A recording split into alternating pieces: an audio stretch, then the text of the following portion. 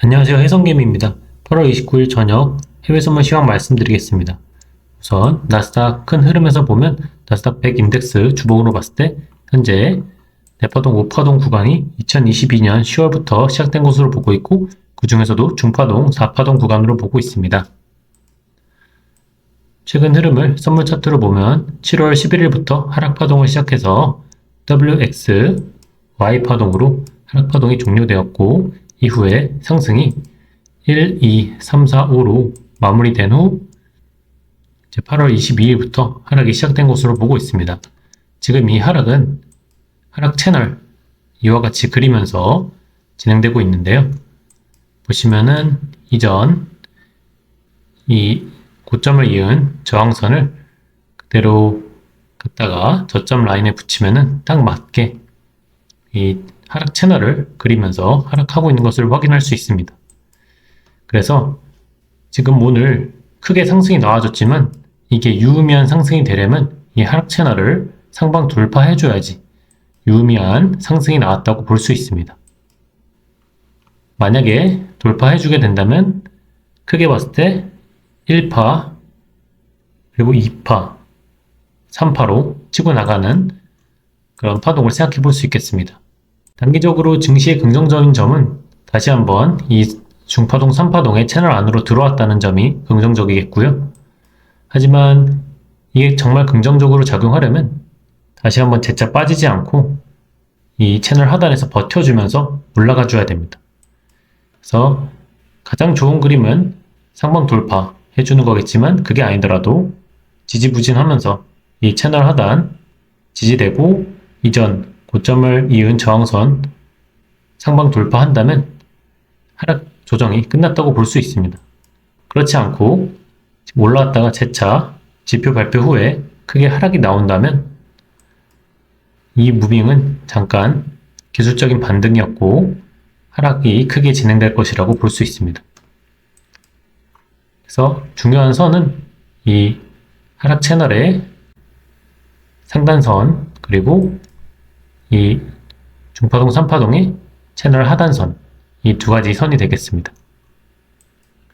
오늘 9시 반에 지표 발표 여러가지 예정되어 있는데 그때를 기점으로 큰 변동성 보여줄 것으로 보고 있고 내일도 9시 반과 11시에 지표들이 있으니 오늘 내일 흐름 보면 앞으로 이 정도의 흐름은 결정이 되지 않을까 싶습니다.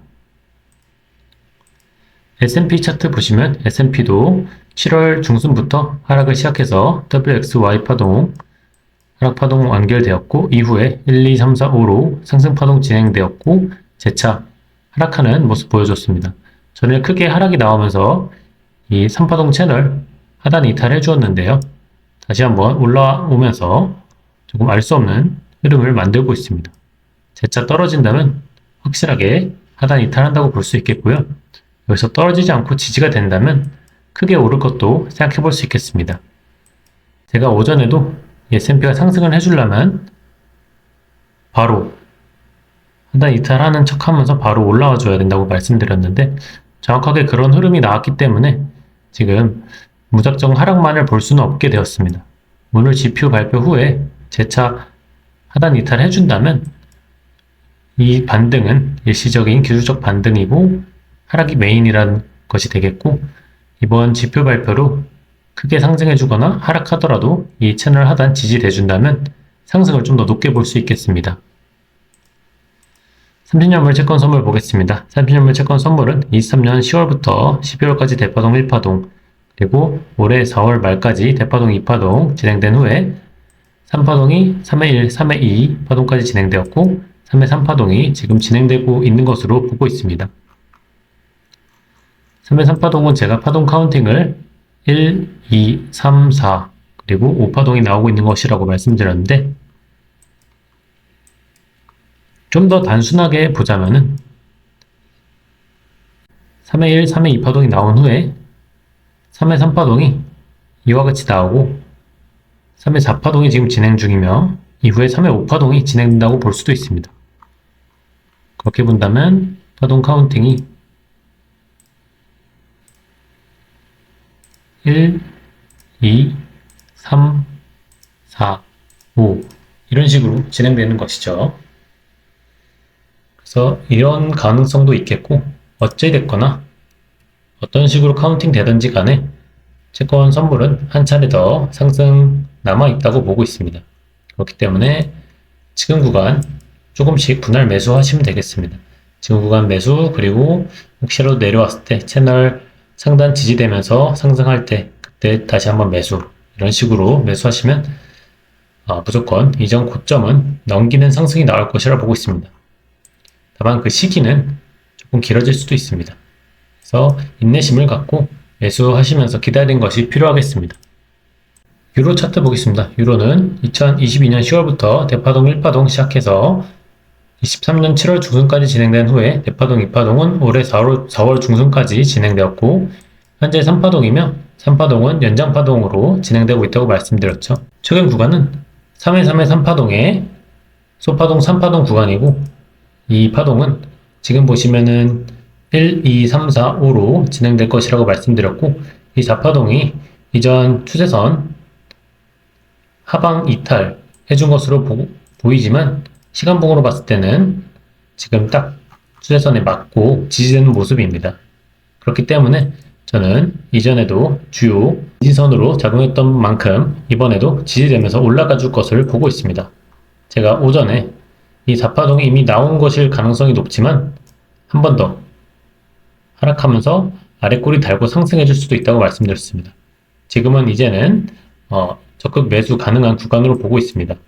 현재는 상승 다이버전스도 각인되었거든요. 그래서 저는 상승을 지금은 이제 진행해 줄 것으로 보고 있고, 그렇게 된다면 1, 2, 3, 4, 5로 파동이 진행되는 것이 되겠습니다.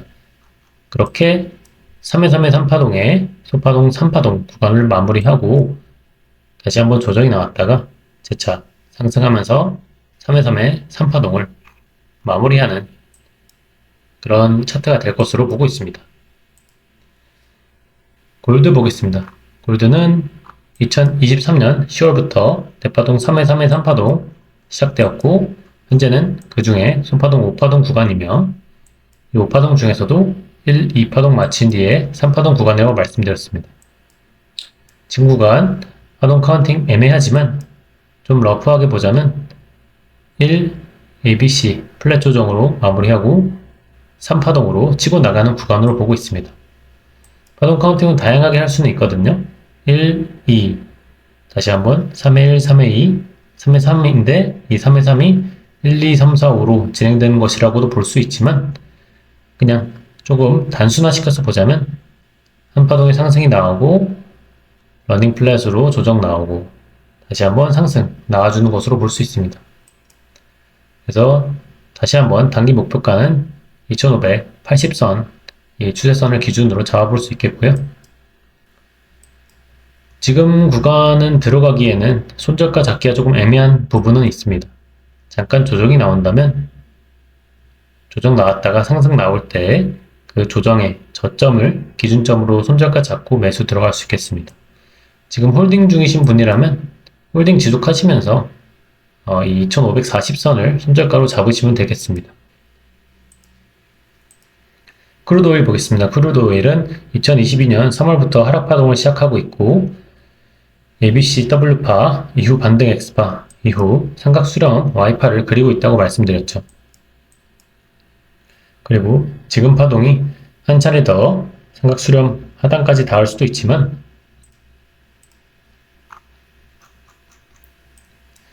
1, 2 주고 3으로 올라갈 수도 있다고 말씀드렸습니다. 지금 구간은 상승 다이버전스가 각인된 구간이거든요. 지금 이 구간대 74 초반대에서 지지가 나와주고 있기 때문에 지금은 상승을 좀 더 높게 보고 있습니다. 그래서 손절가는 74불로 잡고 지금도 매수 들어갈 수 있는 구간이고요. 만약에 손절 나온다면 이전에 말씀드렸다시피 삼각수렴 하단에서 다시 매수 잡아볼 수 있겠습니다.